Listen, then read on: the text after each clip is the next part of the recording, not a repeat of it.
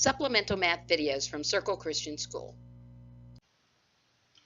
Geometry, Chapter 4 Review, Triangle Properties and Congruencies. Points make lines. Lines are sides. Lines intersect. They make angles. Any three non-collinear points make a plane, that is a triangle. Parallel and perpendicular lines make cool angles. Now we're looking inside and outside of a shape, and this is the most basic shape, a triangle. Everything goes back to a triangle, especially a right triangle. You'll see.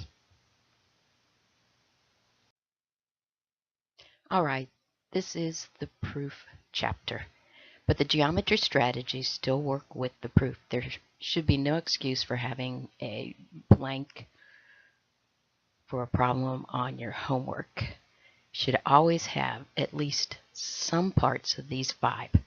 Make sure you draw a picture, put down your given, your prove and find, label, label, label, discover the relationships. That is the geometry part. There are hidden things, things that you just know about other things that just really weren't a part of the given, but because the picture is as it is, you know that there are some things that are true. And in some cases, if you're solving problems, you're going to have to plug in the algebra, but in this case, you're going to have to pretty much walk down the proof using some sort of roadmap. Triangles have certain properties. The most basic triangle property is that there's things going on in the inside with the angles and things on the outside with the angles. Add all the angles inside of a triangle, they equal 180 degrees. Now in this case, on the exterior, what you have to remember is that these two opposite angles on the inside, when added together, always equal this one on the outside. And then by using a linear pair property, you can always find C. D and C are supplementary. That is, they equal 180 degrees. Most basic of all the triangle properties.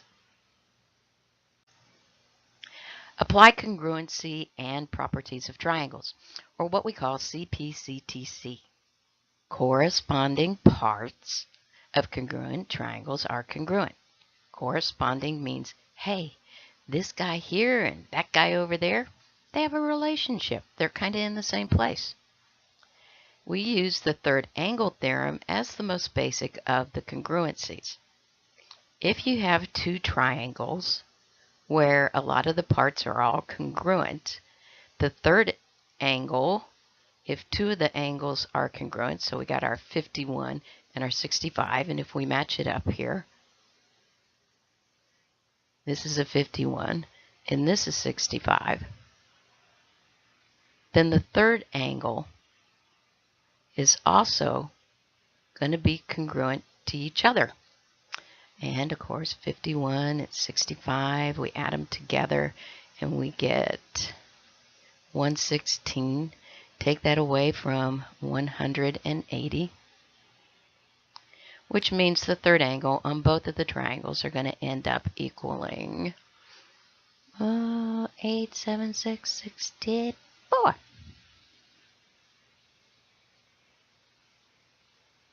And 64 degrees. They're congruent to each other.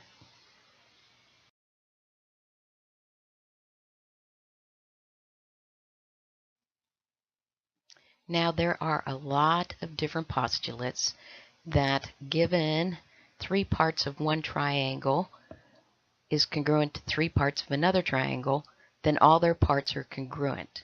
We use the side, side, side, side, angle, angle, angle, side, or HL. And using different properties inside here, some that are given and also some that are hidden to be able to do these. So let me get a hidden color here. And on the first one, we have a side. There's a whole bunch of sides. But we also have vertical angles, one of the many lost hidden congruencies. So side, angle, side. Next one, don't lose those little reflective lines here. They also help us be able to do things like use side, side, side. I like to use and put my letters with what's going on because a lot of times that just helps me see which one of the roadmaps that I should be using to go improve things. The next one, let's remember that parallel lines give us cool angles. Find the transversal and work from there. Okay, so we have a side. And here's our cool angles, our alternating interior angles, the most used of the parallel lines when using proofs and triangles. So alternating interior angles, those are the jaywalking guys.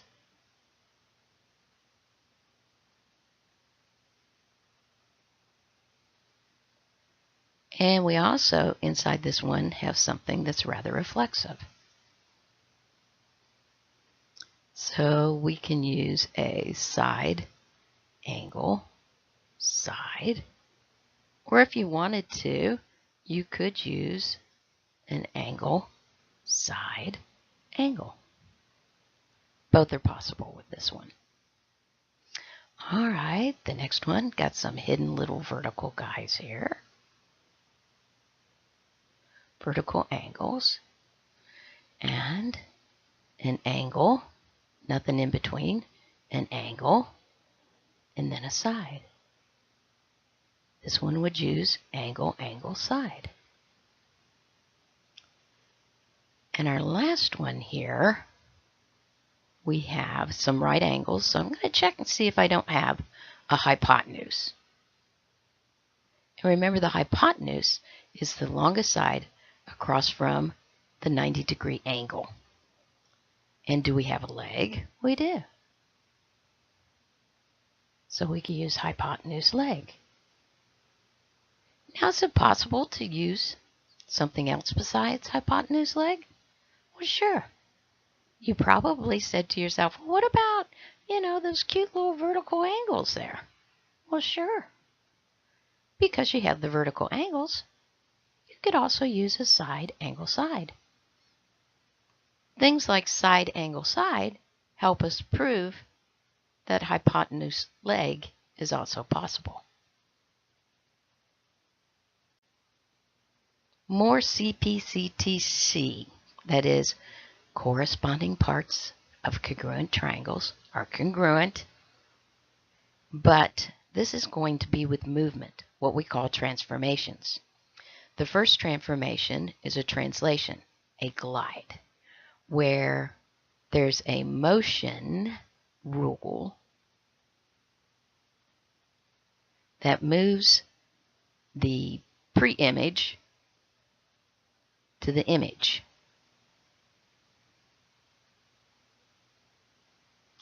Okay, this is the pre-image. It's what we started with. The movement is where we end up at, or the image.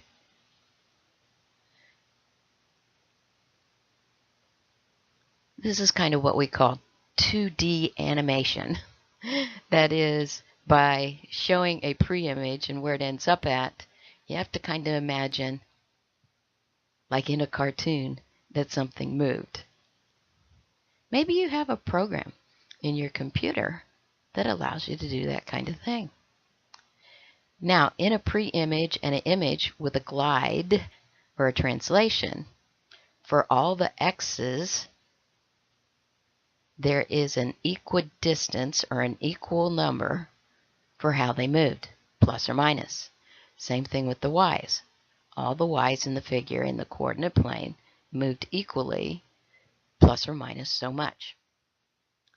The next one is a reflection or a flip over a certain line. It could be over the y-axis or it can be over the x-axis. In flips, either the x's change their sign or the y's change their sign. Just kind of depends on whether or not they're flipping over the y-axis or the x-axis. And a rotation always takes a figure. Just think about the hands of a clock.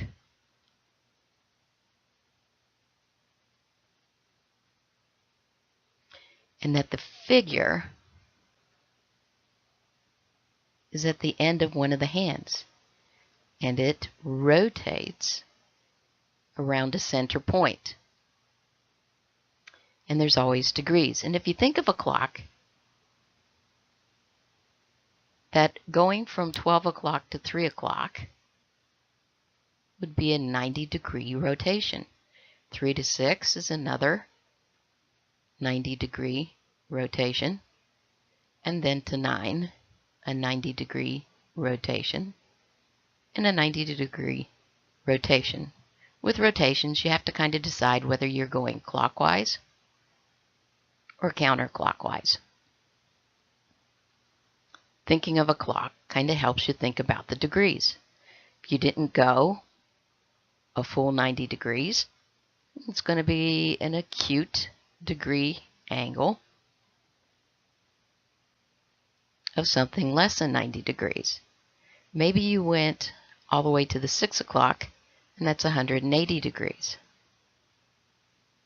So a lot of this just depends on how far, what is the degree, that a shape has moved around a center point, a rotation. Now we use the road maps, the side, side angle, side,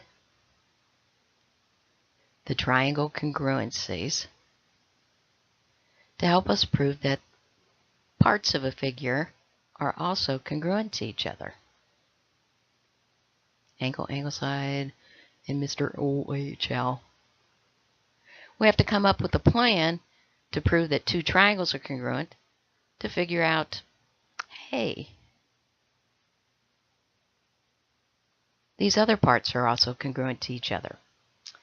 All right, I'm going to use a little bit of my strategies here to get myself all set up. So I'm going to take the things that are given to me and mark it up. Try to do it from your paper as opposed to copying it from the book. So we have line FG is congruent to JG. G is midpoint of E to H. That's going to give me a hidden.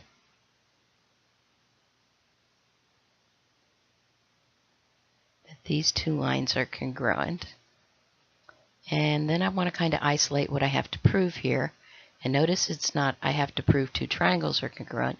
I have to prove that parts are congruent. Let's prove that EF, this is what we have to prove here, is congruent to HJ. So first we have to come up with a plan. What I want to do is prove that triangle FGE, and you can start at any point of the triangle, so your letters might just be a little bit different. FGE, so I'm going to go 1 to the middle to the 2. So I'm going to go from the 1 to the middle to the 2. So this is going to be JGH. Got to make sure those corresponding parts match up. All right, so what are we going to use? We got two sides and, ooh, another hidden screaming at us here. Vertical angles. Okay, so we have a side, an angle, and a side. All right, so that's what we're going to use. And you can also use a little bit of elimination here.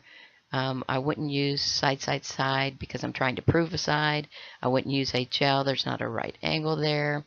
Probably wouldn't use these guys here because they have two angles and I only have really one hidden known angle. All right. So let's go into the proof.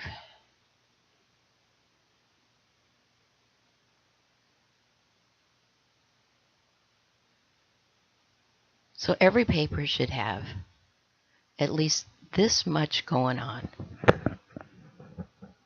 and maybe even a little bit more, because you should have picked a road map.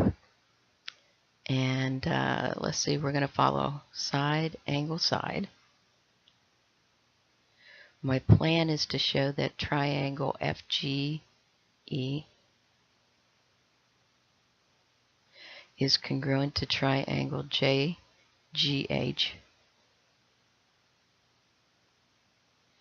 And the reason is going to be side, angle, side. Okay, so we're going to pick a side, and generally you have a given. I mean, really, you should be this far on almost every proof. You should have some givens and a little bit of where you're going to go. So that was the side, that was FG and JG.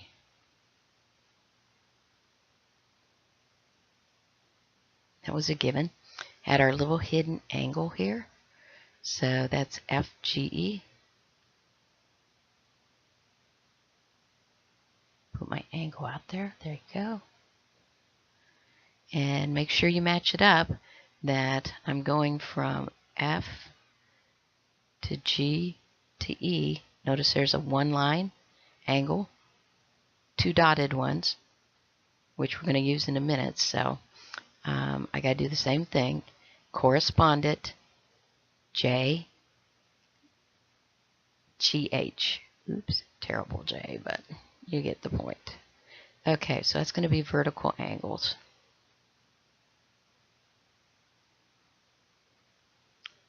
Okay, so now we still have a hidden, and you should use all of your, hidden, yeah, it is a hidden, but you should use all of your givens somewhere in your proof. And, sorry, I forgot to circle off the ones that I have. That my last side here, which is EG,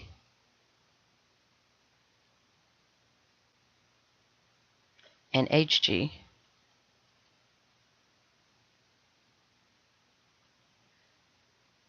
is coming off of a given, which is G is midpoint.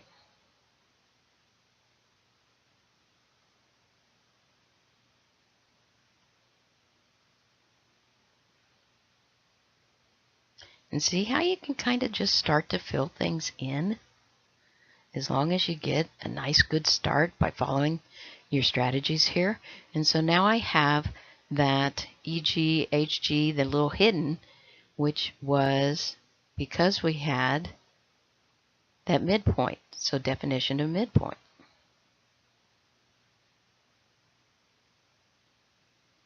We have our last side. Okay, so now we have that these two triangles are congruent because of side, angle, side. Now we can say this part is congruent to this part, that is EF is congruent to HJ, and it's because we proved we had congruent triangles, so their corresponding parts of the two triangles are congruent.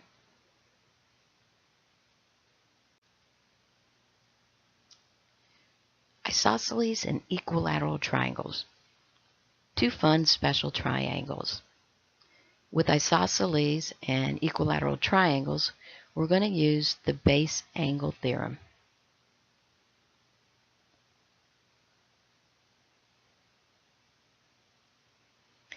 Now, base angle means the angle sitting down there at the base. Like with the first one here, notice how actually you're going the base should be somewhere on the bottom. Well, you know, triangles can rotate. But notice here that we have two angles. And using that hinge theorem, the one about the door, that if you have two equal triangles, then the space of the hinge should be equal. to each other. Open the door the same amount as the other door, you should have the same space in between. So the base angle theorem basically says if you have two angles at the bottom that are congruent, then the sides opposite them are congruent. An isosceles, I-S-O-S, okay, side-o-side, celes. We in the South like to go, I saw so lees, and so there's this real bad habit to put an O inside there. But if you think about selling the idea of having two sides that are congruent to each other, maybe that'll help with the spelling. Isosceles.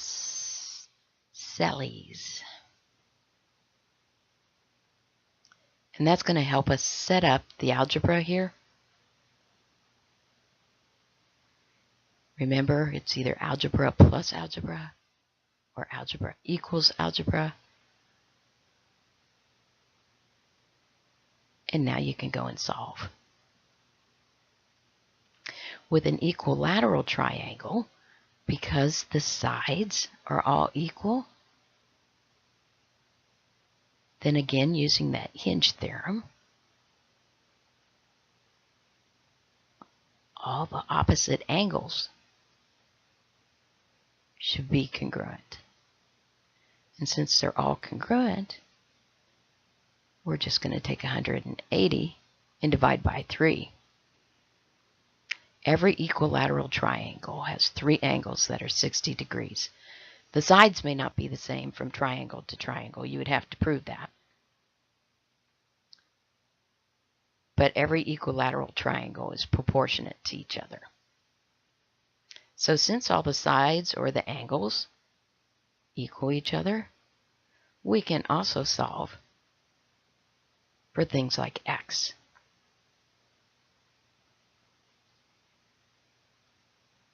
So this is going to be an algebra equals a magical number.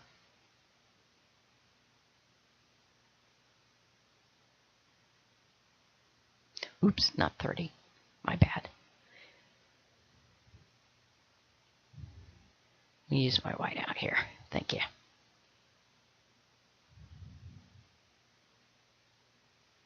There you go, 60 degrees. And don't let fractions bother you when you work with them. They're just division problems.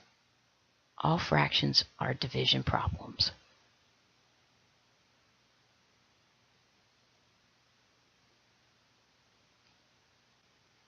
In fact, that's how the symbol came about. All right? Division. Just like that. So we're going to take the 30 away from both sides here.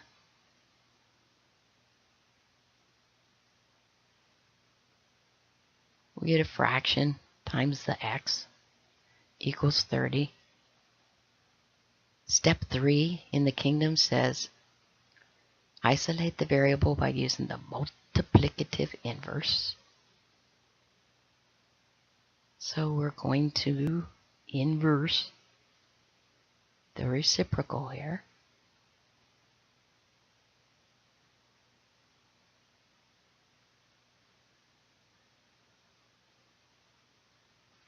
And x is going to equal, let's see, that's going to go in 10, 20. And there you go. Fun things about triangles. And just again, a little bit of a note about the motion rule for translations. And translations mean a figure is moving equidistant, all its x's, all its y's. So if we have triangle ABC and it has vertices and it's equally moving all its x's +5 and all its y's of +1, then our image, or what we call triangle ABC prime, would now have the vertices up. All right, so the -5 plus the 5 is 0, and the 1 plus the 1 is 2.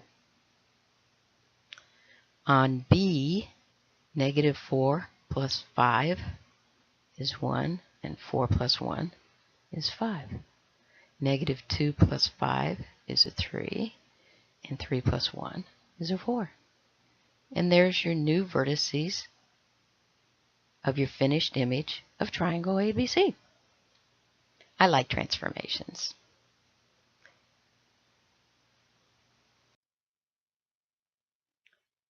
All right, last but not least, just a word about just studying for any test. Math is a little bit different. There are a few things that you can study, sometimes formulas, properties, things like that. So there's a couple different things that you can do. One, you can just condense your notes. All right. And basically what happened in this chapter is that we had triangle properties.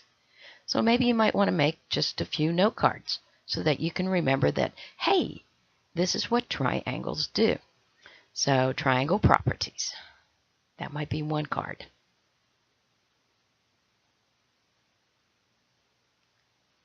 Triangle properties would be different things like the sum of the angles on the inside and then the exterior angle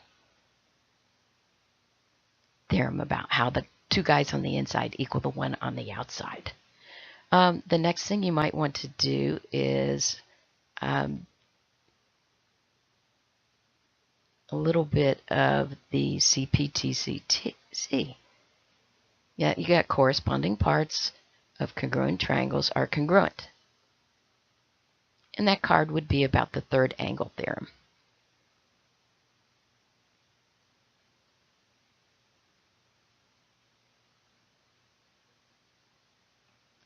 Next thing you need to know is your triangle congruencies. There's 5. Just know those well.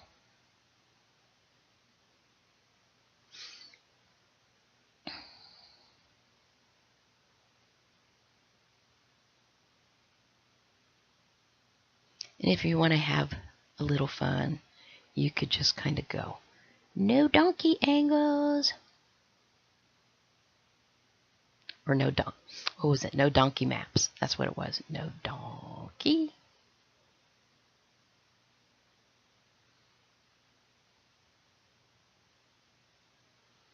Okay. The next one in here is about your translations or transformations.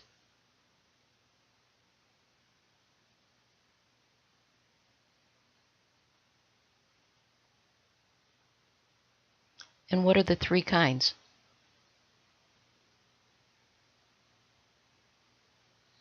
I'll let you do that. Transformations. And 2 other things that are just good to know. The perpendicular lines and parallel lines make cool angles.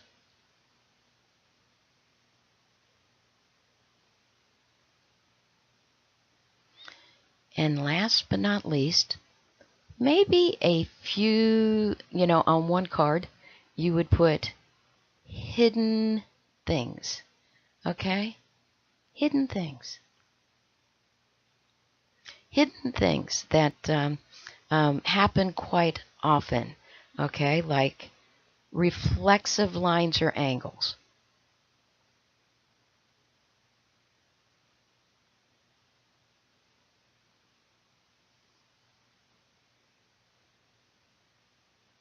Vertical angles.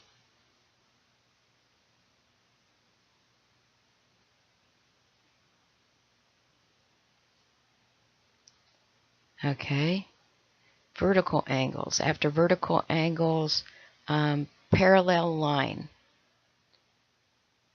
Parallel lines on the transversal angles.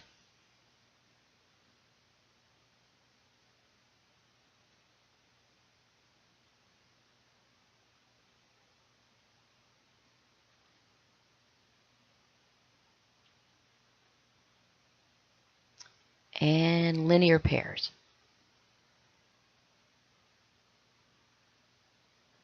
Linear pairs are supplementary. Okay, that's the guy sitting on a line there. They get a little lost in things here too. Linear pairs equal 180 degrees. Okay, if you pretty much know those facts about triangles, you'll do fine. Study, study, practice, practice. Get with a friend. Give each other kind of different problems. Um, it's not so much that you need to sit down with a friend and say, prove this. It's more, okay, friend, what plan would you use? What would be your plan? All right, guys, you can do it. I know you can.